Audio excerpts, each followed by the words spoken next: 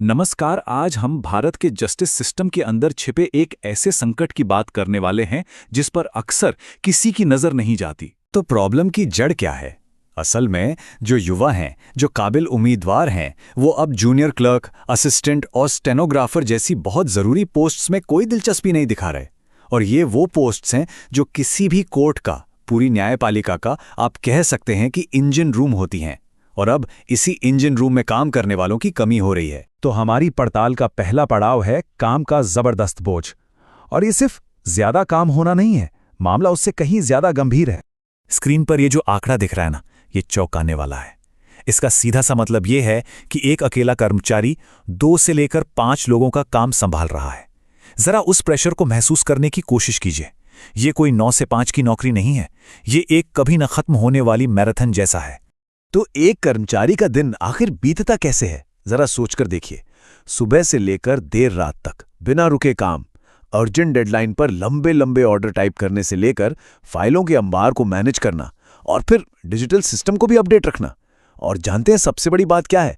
ये सब अक्सर बिना किसी ओवरटाइम पेमेंट के होता है। ऐसे में वर्क लाइफ बैलेंस की बात करना तो बेमानी सा लगता है।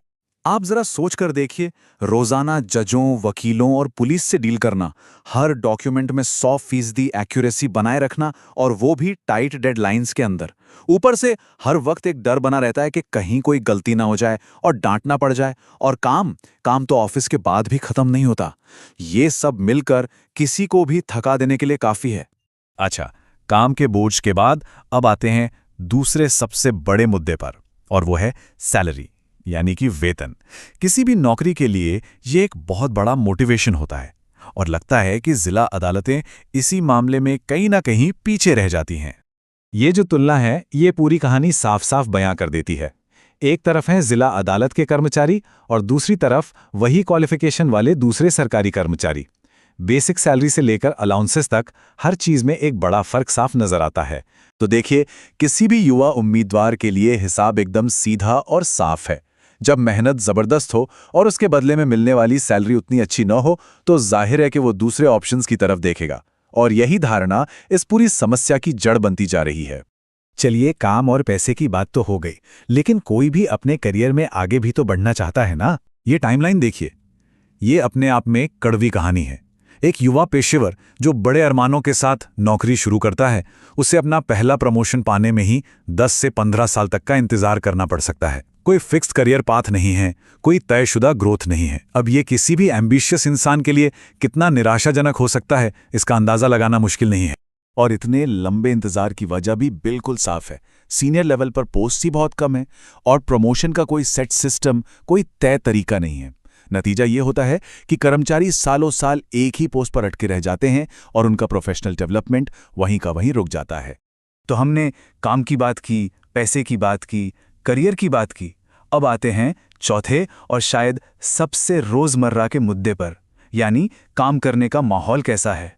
ये वो चीज है जिसका सामना कर्मचारियों को हर एक दिन करना पड़ता है। देखिए, आज के ज़माने में कोई भी जब जॉब ज्वाइन करता है तो एक बेसिक उम्मीद तो होती है कि ऑफिस अच्छा होगा, मॉडर्न होगा, प्रोफेशनल होगा, जहां काम करने के लिए ज़रूरी सहूलियतें मिलेंगी।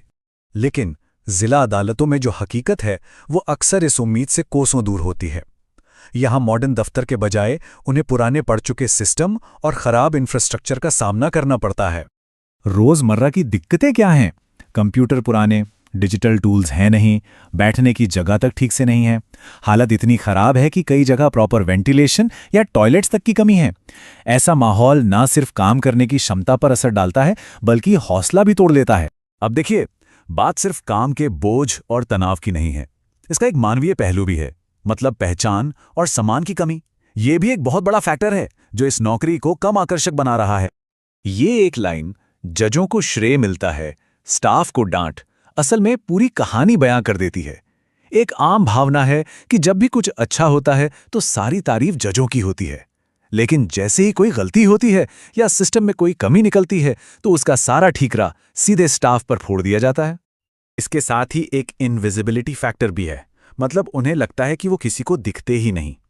अब देखिए, पुलिस हो, रेवेन्यू डिपार्टमेंट हो या टीचर हो, इन सरकारी नौकरियों की समाज में एक अलग पहचान, एक रुतबा होता है। लेकिन कोर्ट स्टाफ जो इतनी मेहनत करता है, उनकी उस जरूरी भूमिका को समाज में वो पहचान नहीं मिलती, जिससे उनका मोटिवेशन भी कम होता है। और जब हम सीधी तुलना करते हैं तो तस्वीर बिल्कुल साफ हो जाती है। एक तरफ है जिला न्यायपालिका की नौकरी, जहां वेतन कम, वर्क लाइफ बैलेंस खराब, तनाव ज्यादा और ग्रोथ धीमी है। और दूसरी तरफ है प्राइवेट सेक्टर या दूसरी सरकारी नौकरियां, जहां बेहतर salary, better work life balance और करियर में आगे बढ़ने के साफ मौके हैं। तो जाहिर है युवा दूसरी तरफ ही जाएंगे। लेकिन अब हम उस वजह पर आते हैं जो शायद इन सबसे ज्यादा महत्वपूर्ण है। ये सिर्फ नौकरी की चुनौतियों के बारे में नहीं है, बल्कि इस बात पर है कि इन चुनौतियों को लेकर कोई कुछ कर भी रहा है या नहीं, या यूं कहें कि किसी को कोई फर्क पड़ भी रहा है या नहीं। तो कौन ध्यान नहीं दे रहा है? जरा इस पर गौर कीजिए, क्योंकि यही इस पूरे विश्लेषण का सबसे अहम हिस्सा है। सूत्रों के मुताबिक न तो भारत का सुप्रीम कोर्ट, न ही राज्यों के हाई कोर्ट्स इस मुद्दे को गंभीरता से ले रहे हैं। और हद तो यह है कि जिला जजों की जो ऑल इंडिया कॉन्फ्रेंस होती है, उसमें एक भी जज ने इस मुद्दे को उठाने की जरूरत नहीं समझी। मतलब ऊपर से लेकर नीचे तक हर लेवल पर एक गहरी और परेशान करने वाली खामोशी है। तो कुल मिला के हम क्या समझें? यही कि ये समस्या किसी एक वजह से नहीं है। ये बहुत सारे फैक्टर्स का एक मिश्रण है, जिसमें हाई स्ट्रेस, सम्मान की कमी, बेहतर करियर ऑप्शन और सबसे बढ़कर इस पूरे मुद्दे पर संस्था की गहरी चुप्पी शामिल है। तो इन सारी बातों की पड़ताल के बाद हम किस नतीजे पर पहुंचते हैं? जब अदालतों में काबिल और मोटिवेटेड कर्मचारी नहीं होंगे तो काम की रफ्तार पर असर पड़ेगा, गलतियों की गुंजाइश बढ़ेगी और आखिर में इंसाफ मिलने में देरी होगी। ये सीधे सीधे हमारे देश के जस्टिस डिलीवरी सिस्टम को कमजोर करता है। ये एक सवाल हमारे सामने खड़ा होता है कि अगर किसी सिस्टम का इंजन रूम ही खाली होने लगे, मतलब उसका स्टाफ ही काम छोड़ छोड़कर जाने लगे, तो फिर न्याय का ये बड़ा सा जहाज आखिर कब तक और कैसे चल पाएगा? आखिर में सवाल बस यही है, अगर न्याय व्यवस्था की बुनियाद यानी जिला न्यायपालिका ही नजरअंदाज होती रही, उसे मजबूत करने के लिए सही लोग ही नहीं मिलेंगे, तो इंसाफ की ये पूरी इमारत आखिर कब तक मजबूती से टिकी रहेगी? ये एक ऐसा सवाल है जिस पर सोचना हम सबके लिए बहुत जरूरी है।